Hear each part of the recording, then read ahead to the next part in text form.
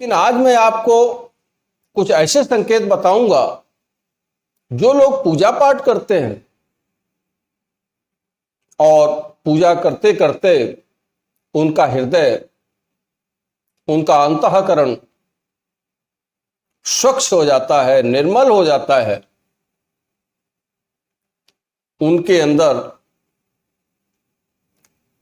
भगवान की कृपा अति शीघ्र उतरना शुरू हो जाती है। तो वो 3 संकेत कौन से हैं, जरा ध्यान दें। हमारे साथ वीडियो में पूरे समय बने रहें। वीडियो बहुत ही ज्ञानवर्धक है। हमारा निवेदन है कि जो लोग चैनल पर पहली बार विजिट कर रहे हैं, चैनल को सब्सक्राइब करके बेल आइकन को प्रेस कर दें, उसे ऑल पर सेट कर लें ताकि आने वाली हर वीडियो का नोटिफिकेशन उन्हें मिल जाए। देखो, सबसे पहला संकेत है जब हम सोते हैं, स्वप्नावस्था में होते हैं, तो स्वप्नावस्था में देवी देवताओं के दर्शन होने, उनके मंदिर के दर्शन होने, बाग बगीचों के दर्शन होने शुरू हो जाते हैं। कभी हम भगवान को भोग लगाते हुए दिखते हैं, कभी हम भगवान की चरण सेवा करते हुए दिखते हैं, अपने को देखते हैं, कभी आरती में सम्मिलित हो रहे हैं, तो कभी हवन यज्ञ कर रहे हैं। ऐसे अनुभव भी हुए हैं, मुझे भी हुए। आज थोड़ा गला खराब है, माफ करना। तो इस तरीके से ऐसे अनुभव होना शुरू हो जाते हैं। तीर्थ यात्रा, तीर्थ स्थलों के दर्शन शुरू हो जाते हैं। भगवान के किसी आयुध का दर्शन होता है, भगवान की सवारी का दर्शन होता है, भगवान के किसी आभूषण का दर्शन हो जाता है। तो जब ये दर्शन होना शुरू हो जाते हैं तो हमें जान लेना चाहिए कि भगवान की कृपा हमारे ऊपर है। दूसरा लक्षण यह है कि हमारे अंदर दान करने की प्रवृत्ति अधिक मात्रा में बढ़ जाती है। किसी भी गरीब का दुख हमसे देखा नहीं जाता, हम भावुक हो जाते हैं, भावना में बहते हैं, उसके दुख को देख करके हम स्वयं दुखी हो जाते हैं। यथासंभव हम उनकी मदद करना शुरू कर देते हैं। जितना भी हमारी सामर्थ्य है, उस सामर्थ्य के अनुरूप हम उनकी मदद करते हैं। जानवरों को हम भोजन कराना शुरू करते हैं। पशु पक्षियों के प्रति दया भाव उत्पन्न हो जाता है। यदि कोई उनकी हत्या करता है और हम देखते हैं तो हमारी आंखों में आंसू आ जाते हैं।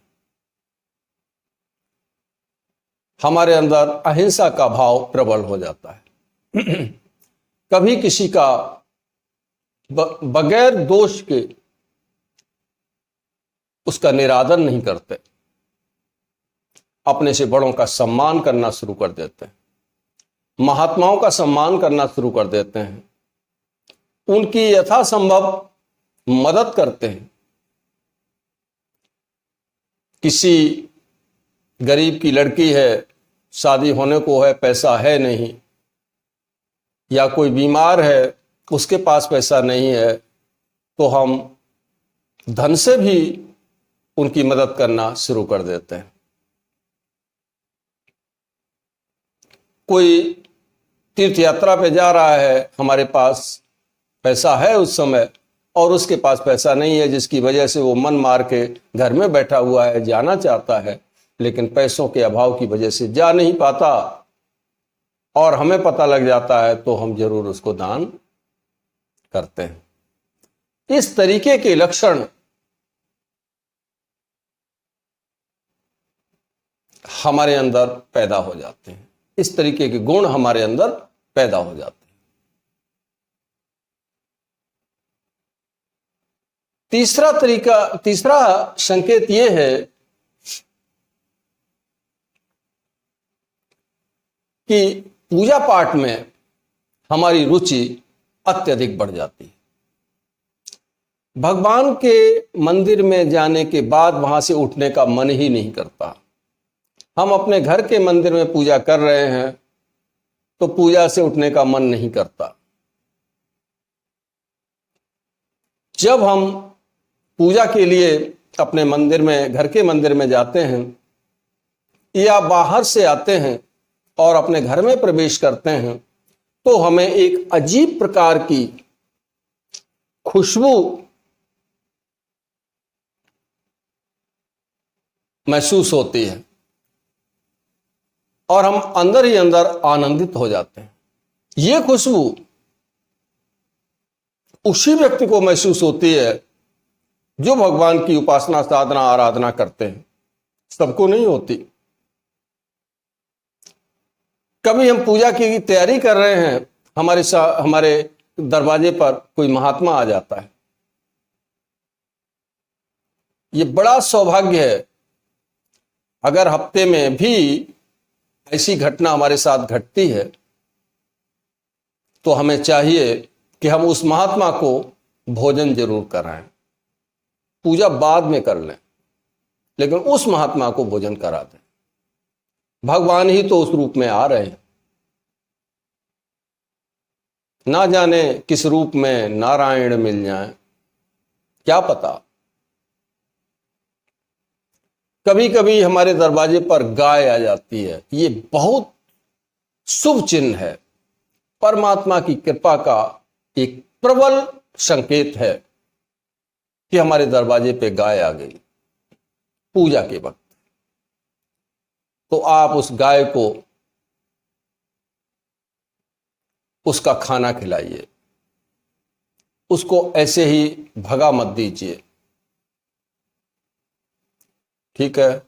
तो इस तरीके के संकेत मिलना हमको शुरू हो जाते हैं। मंत्र जाप में इतनी रुचि हो जाती है कि हम सोचते हैं कि आज हमने जितना किया है, कल जितना किया था, आज उससे दूना करेंगे। इतना ज्यादा अच्छा लगता है। कब हमारी साधना पूरी हो गई, कब हमारा मंत्र जाप पूरा हो गया, हम जान ही नहीं पाते। हमारा मन कभी उचटता ही नहीं। भगवान के सामने जाते ही आंखों में आंसू आ जाते हैं।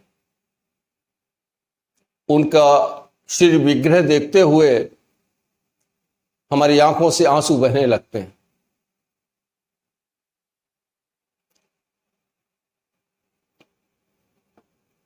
और इसी तरीके के सपने में भी हमें दर्शन कभी कभी हो जाते हैं। हमेशा तो नहीं होते, लेकिन कभी कभी हो जाते हैं। अपने को बड़ा सौभाग्यशाली समझना चाहिए। भगवान हमारे ऊपर कृपा कर रहे हैं। तो इस तरीके के संकेत अगर हमें मिलना शुरू हो जाते हैं, और भी बहुत से संकेत हैं जो हमें मिलते हैं लेकिन हम समझ नहीं पाते, तो हमें समझ लेना चाहिए कि अब हमारे घर में भगवान का वास हो चुका है। हमारे घर से कलह मिट जाती है।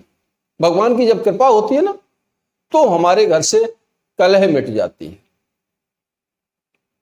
आपस में बड़ा प्रेम बढ़ जाता है। हमारा दांपत्य जीवन मधुर हो जाता है। हमारे कार्य में आने वाली रुकावटें स्वतः दूर होने लगती हैं। जिन कार्यों के होने की संभावना नहीं होती, हमारे वो कार्य भी होना शुरू हो जाते हैं। ये सब उनकी कृपा के ही तो संकेत हैं। तो हमें जब हम साधना करें तो भगवान से यह प्रार्थना जरूर करें कि हे प्रभु, हमारे द्वारा किसी को कष्ट ना पहुंच जाए। हमसे कोई डरे नहीं, हमसे कोई भयभीत ना हो।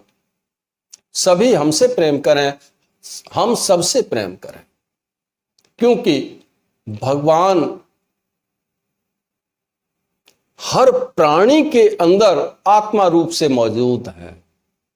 यदि हम किसी का अपमान करते हैं तो हम अपने भगवान का ही अपमान तो कर रहे हैं। जो भी हमारे इष्ट हैं, हम उन्हीं का तो अपमान कर रहे हैं।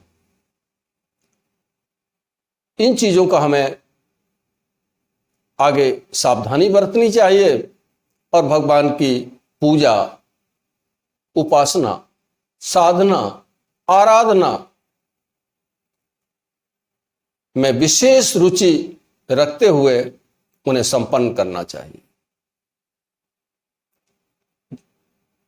आशा करता हूं कि वीडियो में दी गई जानकारी आपको रुचिकर लगी होगी। अगर ऐसा है तो आप इस वीडियो को लाइक करें, मित्रों में शेयर करें। वीडियो देखने के लिए हम आपका धन्यवाद करते हैं और भगवान से प्रार्थना करते हैं कि अगर आपके साथ ये लक्षण घटित हो रहे हैं, ये संकेत घटित हो रहे हैं, तो इन संकेतों में भगवान और बढ़ोतरी करें।